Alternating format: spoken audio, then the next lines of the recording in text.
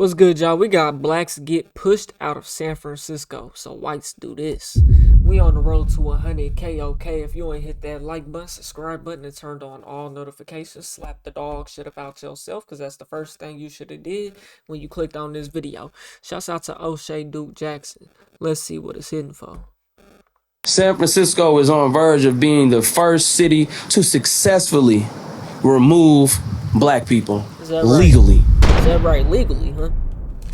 In 1932, in Forest City, Arkansas, a lady would be born by the name of Dorothy Lathan. Like many people in the South at that time, there was little opportunity in Arkansas. Being a former Jim Crow state, they had to leave. And although Missouri was quite racist itself, it offered more opportunity. So she and her family moved to St. Louis, Missouri. Despite having a little bit of money, she ended up at Lincoln University, and in her freshman year, she would end up meeting her husband, Arthur Lathan. They would get married, have a family, and he would join the military. He would get reassigned to the city of San Francisco, and both of them fell in love with the city. Here they have pastel colored houses, beige and blue and yellow.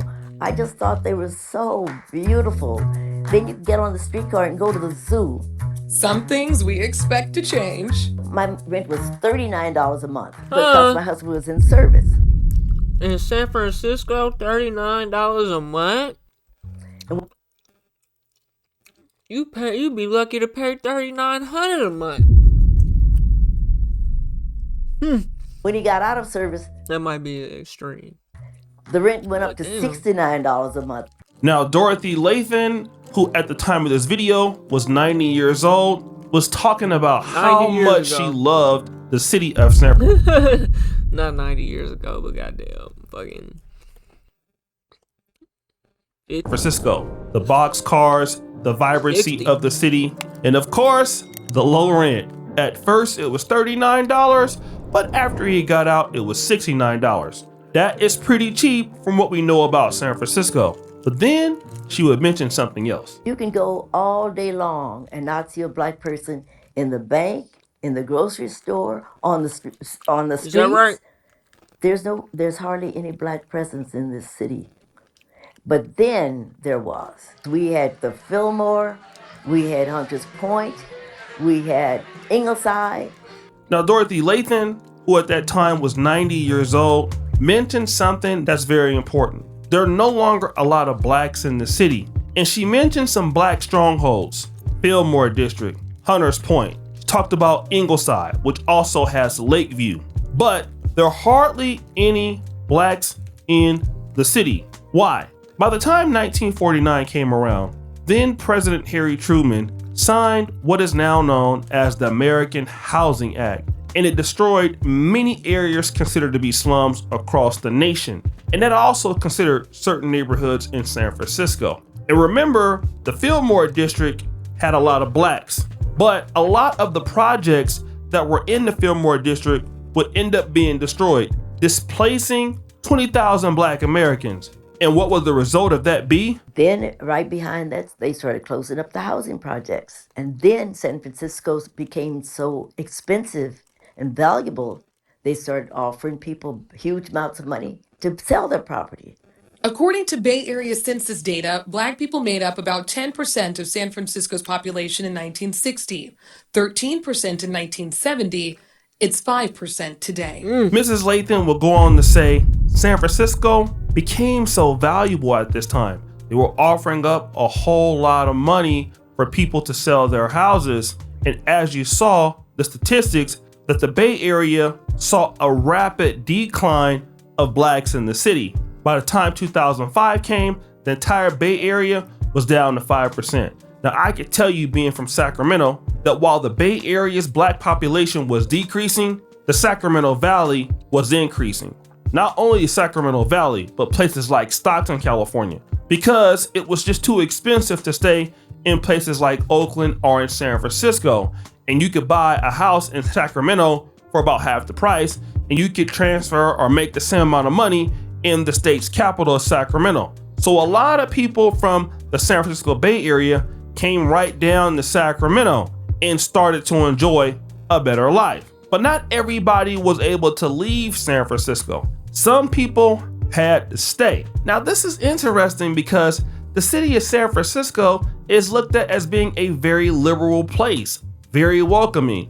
I mean, think about San Francisco. We know San Francisco as being, the gay capital, and it's kind of hard to consider yourself to be a place where the LGBTQ could thrive, but also being a place that discriminates against Black Americans. But did that happen? This historic resolution apologizes on behalf of San Francisco to the African American community and their descendants for decades of systemic and structural discrimination, targeted acts of violence, atrocities, as well as committing to the rectification and redress of past policies and misdeeds. We have much more work to do, but this apology most certainly is an important step. You heard that apology, and this apology was supposed to have some level of reparations attached to it. Some people even said that the city of San Francisco was thinking about offering $5 million per resident. Let's look at how San Francisco discriminated against the Black community while at the same time elevating the gay community. The first thing that we saw was housing and redlining. We talked about what that did, pushing Blacks into what you call slums, okay, and public housing projects in which the government would then take it down. Let's talk about urban renewal and displacement. I talked about how Fillmore was... that's some cold shit, bro.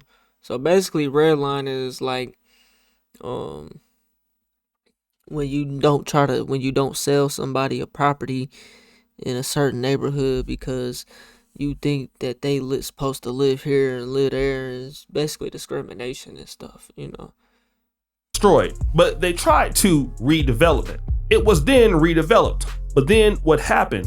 Well, the San Francisco Redevelopment Agency labeled it as blighted and launched massive clearance projects again. Blacks again were displaced and hundreds of Black-owned businesses were destroyed. Now, promises of affordable housing were talked about, but never fully materialized, and much of the land was turned over to developers for middle-class housing and offices. What about employment and discrimination? During World War II, many Black migrants came for shipyard work in the Bay Area. After the war, union discrimination and racist hiring practices meant Black workers were often the first fired and the last rehired. San Francisco's Black unemployment rate stayed consistently higher than whites throughout the 20th century. Over-policing and criminalization, we all know that happened in almost every part of the country, but that included San Francisco, especially Fillmore, Bayview, and Hunters Point. Now, of course, if you have underfunded areas, your education will suffer, the same as anywhere in the country.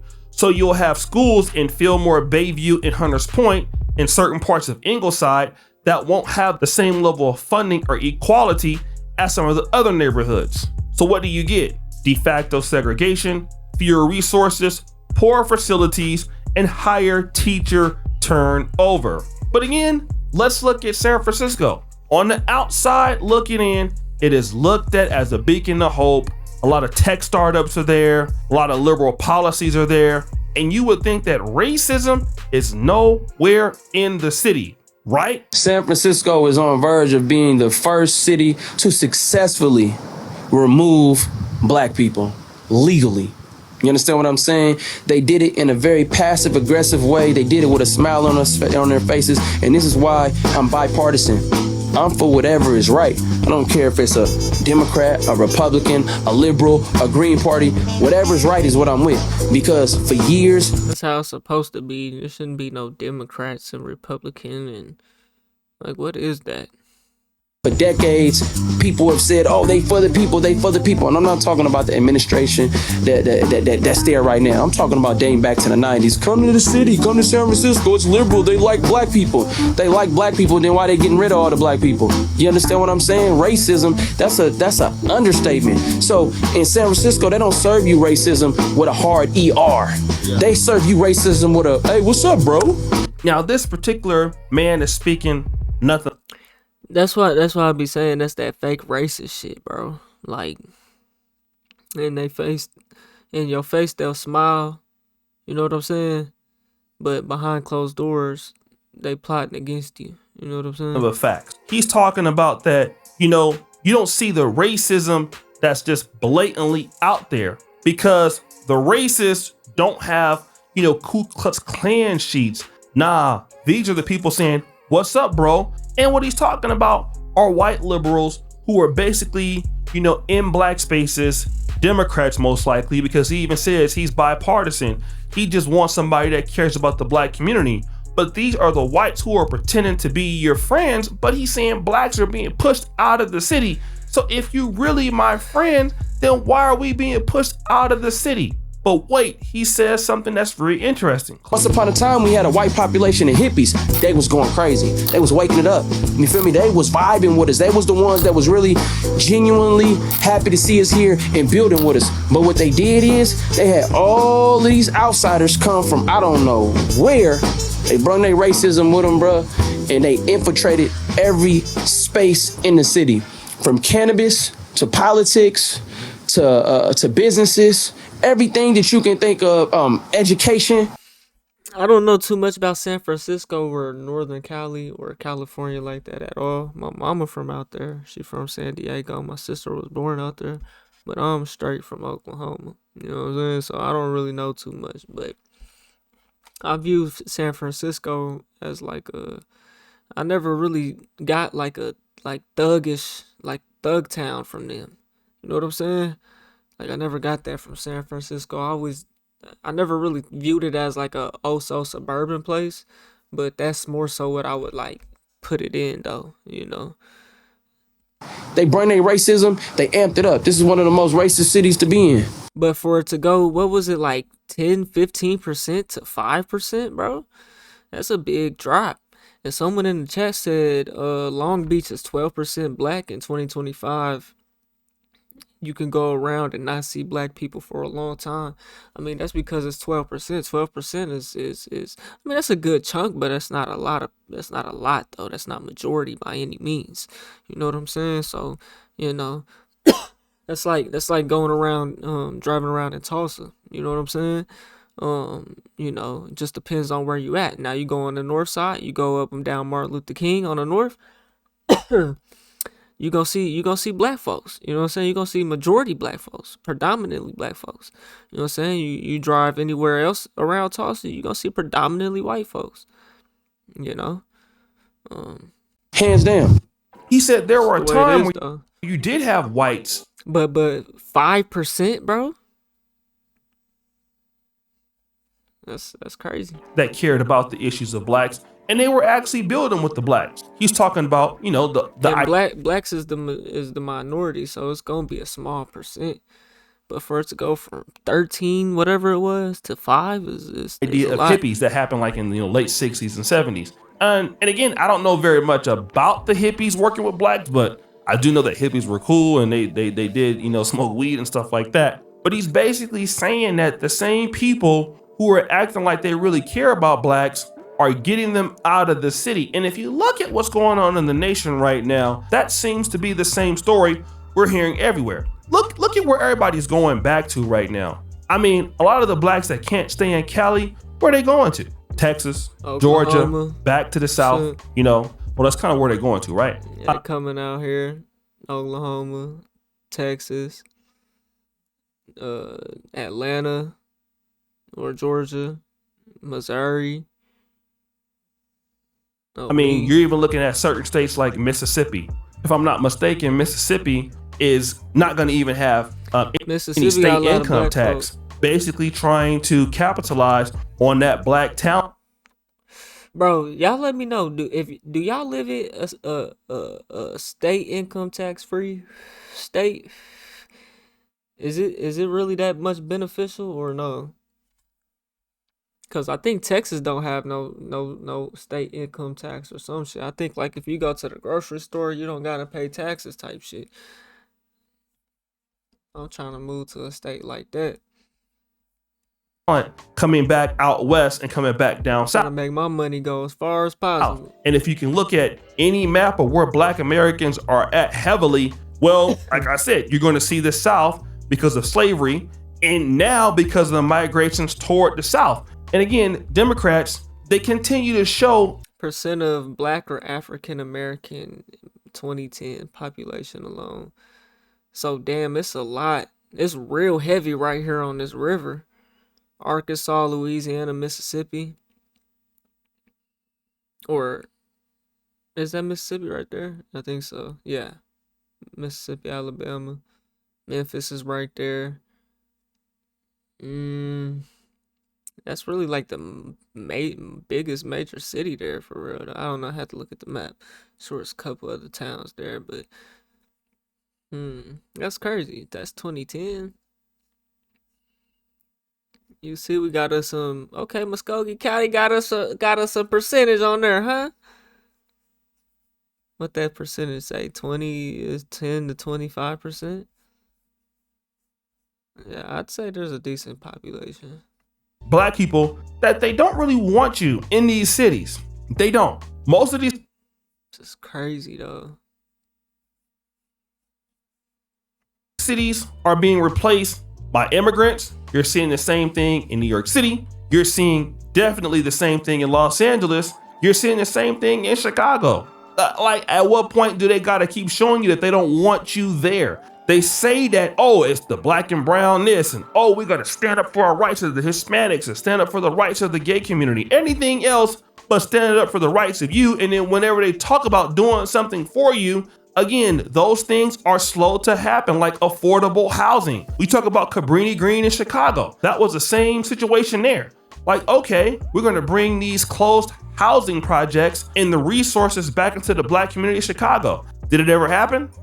Nope, it never happened, and it was never supposed to happen. The same thing about Fillmore District. The same story. Hey, we're gonna bring this, this affordable housing back to the community. Does it happen? No. But when the migrant crisis comes out, then all of a sudden now they got the money to, in Chicago, we can go ahead and refurbish these homes. In New York City, we can go ahead and refurbish these homes. They can do it all day when it fits their democratic agenda. But when it comes to the black agenda, all of a sudden we don't got it for you. And black people just need to understand that. How is it that the political party that's supposed to love black people are doing all the policing and criminalization? I know people could complain about what's going on with Donald Trump and the National Guard in DC right now, but historically, a lot of the stop and frisk policies have been Democrats themselves doing it, all right? Some of the most harshest laws on the book against black criminality come from Democrats themselves. So I just don't get it why black people just don't see the light. It's the same play everywhere in every major city in America. When are we all gonna wake up? So guys, what do you think? It's your boy Yoshi Jackson back at it again. Another episode of The Celebrity Junk, which is for all you do. Hey man, y'all let me know what y'all think, man. We on the road to 100K, okay? If you want to hit that like button, subscribe button, and turn on all notifications, slap the dog shit about yourself, because that's the first thing you should have did when you clicked on this video. I get at y'all on the next one, and I'm gone. TY Peter 9.